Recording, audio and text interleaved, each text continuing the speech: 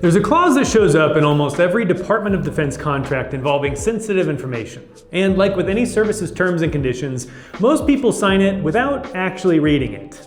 Some contractors sign this DoD clause without even knowing it's there. It's called DFARS 252.204-7012. And by the time you finish this video, you'll know exactly what you agreed to. DFARS stands for Defense Federal Acquisition Regulation Supplement. It's the rulebook that governs how the DoD acquires goods and services. Clause 252.204-7012 is titled Safeguarding Covered Defense Information and Cyber Incident Reporting. When that clause appears in your contract, it creates 3 specific legal obligations. Not suggestions, obligations. From the government. Number 1. Implement NIST 800-171 on every system that handles covered defense information. We have another video that covers NIST 800-171 in detail, and you should go check it out.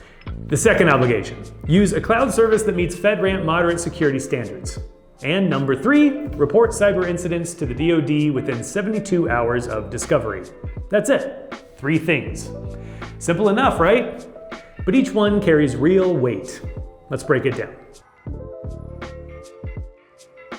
Any system that processes, stores, or transmits covered defense information, which includes most controlled unclassified information, or CUI, has to implement all 110 NIST 800-171 security requirements.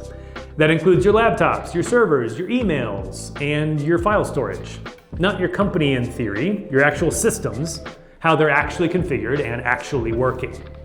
By signing a contract with this clause, you are representing that your environment meets that standard. If it doesn't, you've got a problem. This one tends to surprise people. If you're storing or handling defense information in the cloud, and today nearly everyone is, then your cloud provider has to meet FedRAMP moderate authorization or equivalent. Standard Microsoft 365 Business doesn't qualify for FedRAMP moderate. You need Microsoft 365 GCC or GCC High. And we see this gap pretty often. A contractor has solid endpoint security, good logging, and a real compliance program, but they're storing CUI in a standard SharePoint that doesn't meet FedRAMP. That's a compliance failure, regardless of everything else that they're doing right. If a cyber incident affects a system that handles covered defense information, you have 72 hours from discovery to file a report with the DoD through the DIBnet portal. And this is important. It's not 72 hours from when the incident happened. It's 72 hours from when you found out about it. When you report it, you don't need all the answers. You just need to have filed the report. The who, what, when, what systems, what data, what you're doing about it. The clock is running the moment you know, and you need to loop in the DoD. Here's why this matters beyond simple contract compliance. Signing a contract with DFARS 252.204-7012 and not meeting its requirements creates False Claims Act exposure. The Department of Justice has been actively pursuing FCA cases against defense contractors for cybersecurity misrepresentation. In 2022, Aerojet Rocketdyne settled one such case for $9 million. The enforcement environment has changed, which means the compliance isn't just a theoretical risk. It can mean the difference between securing new contracts and having to close your business altogether. One more thing. If you're a subcontractor, this clause likely applies to you too.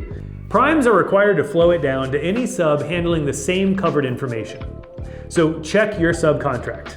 If the language is in there, your obligations are identical to the primes. DFARS 252.204-7012 consists of 3 things. Implement NIST 800-171, use FedRAMP compliant cloud, and report cyber incidents within 72 hours. If you're not sure whether your environment meets those obligations, that's the place to start. Radical gets defense contractors into honest compliance with DFARS, including the IR capability to actually execute that 72-hour clock when you need it. The link's down below. Let's talk.